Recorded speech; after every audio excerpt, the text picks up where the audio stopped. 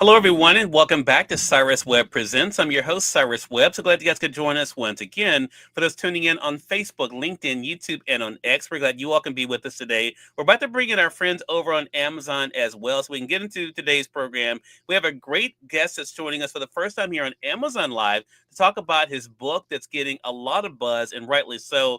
Not only takes us into his journey, but also I think some great lessons that all of us can take when it comes to life and adventure. And we're now live on Amazon Live with Cyrus Webb Presents. If you guys are new to us on the Amazon platform, welcome. Make sure you guys do hit that follow button, either here in this corner or down below. You also will see the new book by our next guest. We're excited to welcome Richard Lefkowitz to our broadcast today. Richard is celebrating his book called Welcome to Fabulous Angeles. You guys can see it on the Amazon side, either on the side or down below. The Rock and Roll Adventures of a Wayward West Side Teen. We want to talk to Richard not only about the writing of the book, but what it's been like for him to share his story with the world. And it really is about more than just being in Los Angeles and around Hollywood. It really is about self-discovery as well. Richard, thank you so much for the time. Really appreciate it. It's great being here with you, Cyrus. Thank you for having me. But the pleasure's definitely all mine. So it was really fun for me, not only being able to read the book, Richard, but also to be able to see the journey you've been sharing online. I'm curious for you, what has it been like for you to share for some what may be a new chapter of your life that they're learning about in the new book? It's been a wonderful, joyful celebration and everything I always wanted to do, with the message that it's never too late. Pursue your passion. Creativity within you will always be there if you honor it. And now it's honoring me. Yeah. I want to talk about for a moment, Richard, about the subtitle of the book, "The Rock and Roll Adventures of a Wayward West Side Teen." We definitely get a lot of glimpses of that. When you were writing the book, did you have a lot of "wow, I did that," or "how did I get out of that" moments? Yes, but it was even before writing the book. I had all those experiences and thought about it and thought Hmm. this would be a share as a time capsule for not just my own children and their children, but for future generations. So there were many moments like that. And of course, then I had to distill them and weave a story. But throughout my whole life, those things have happened. It just so happens I grew up in LA, where celebrity encounter, where you could walk up to the Sunset Strip and run into a member of the Rolling Stones who would share a bottle of champagne with you, or walk backstage with BB King. I've heard it said, if I was in Pittsburgh, maybe the story would be about steel factories. I felt it was important to share this so we can learn. Richard, you bring up a really good point. I'm so glad you just made those references, because what I have found in the many years I've been hosting this program is that a lot of times celebrities become a bigger part of the story of the person I'm talking with. For you, you were right alongside a lot of these individuals, and this was just what life was like. What was it like for you to see your own journey and ascent as you also were able to witness their journey and ascent as well? Well, it validated us. And when I say us, I mean we who are at the short end of what was called at the time the generation gap.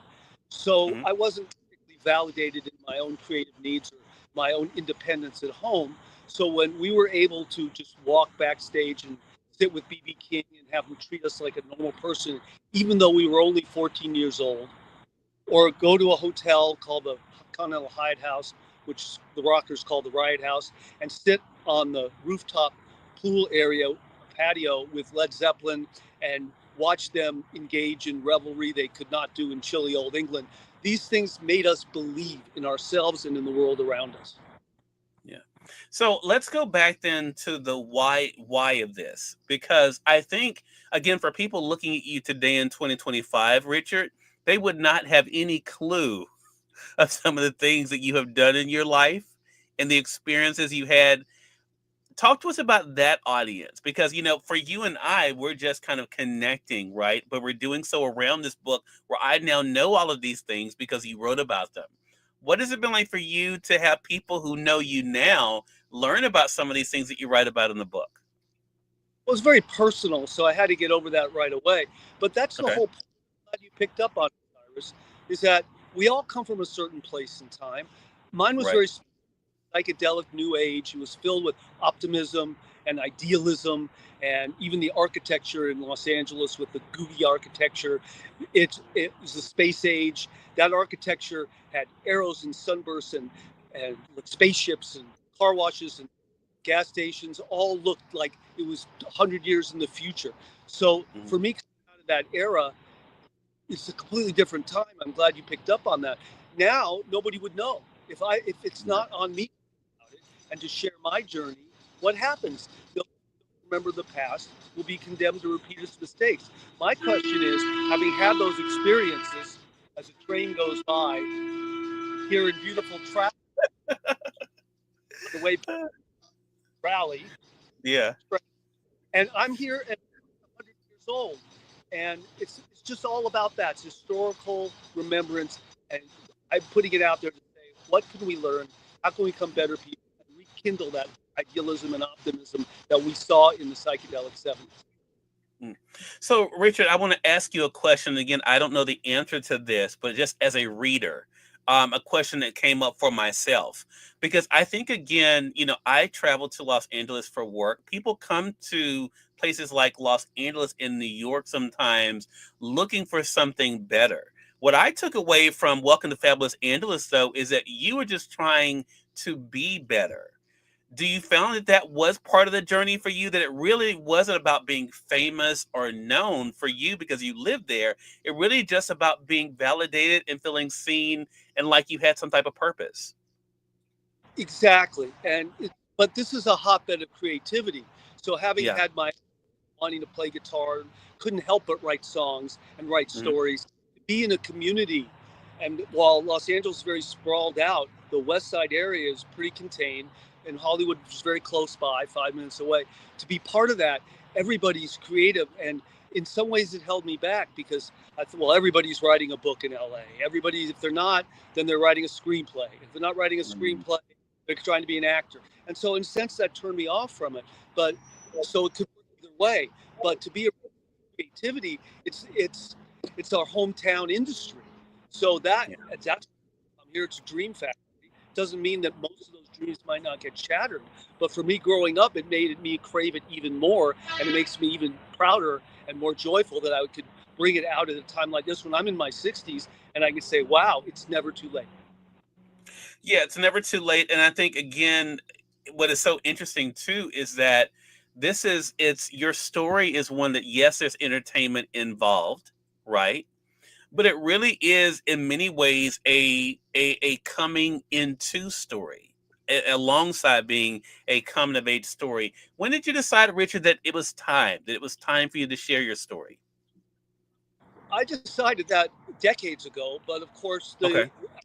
clarity and the perspective to connect the dots in my own life and going on to have my own journey, which involved practicing law for 30 years, which was fun. And as I say, 32 years of practicing law was enjoyable. I'd like to not make it to 33 Mm, in practicing law in that career because this is what I always wanted to do. That honor the dream within you. If you're true to that dream, it will be true to you. yeah. Your book, Richard, has an interesting dedication to it, and I could not have a conversation with you without asking you about it, because you dedicated the book for the unborn. Talk to us about that. You don't miss a thing, Cyrus. That's very astute of you. Yes. Well, for the unborn, on face value, yes, as I earlier indicated, future generations, sure, Mhm. the life has only been lived to the extent that it affects others, right, and helps others, impacts others in a positive way. But Mhm. beyond that, readers get into this journey, they'll see the longing and the spiritual creative expression that I was longing to bring to the world around me, or at least honor it amongst the small community, and could never do it. So, in a sense, the short answer, as much as I'd like to let my readers put connect their own dots, is that Mhm. yes, it is face value for people in the future, 100 years from now, as a time capsule, sort of a treasure trove of what it was like and what we could learn. But maybe more importantly, it's about the unborn part of ourselves. Yeah.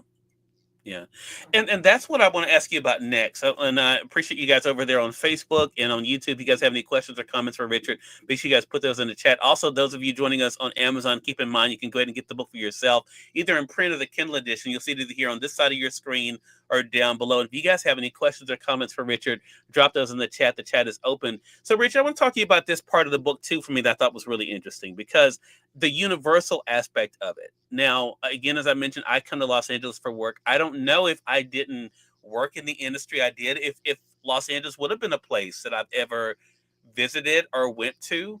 But this is why I think your book is so interesting, and especially when it comes to the title, as the more universal message. And I'll tell you what I mean by that. Because when people see the cover of the book, and for those of you who are not on the Amazon side, I'll show it to you guys there. You all can see it there. So again, the title is Welcome to Fabulous Angeles.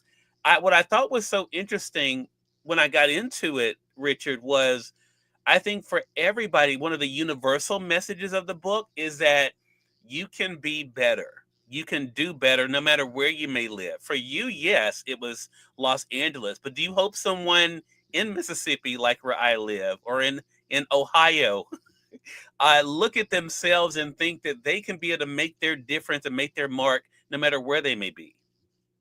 Absolutely. And you picked up on that very well, Cyrus. That's it.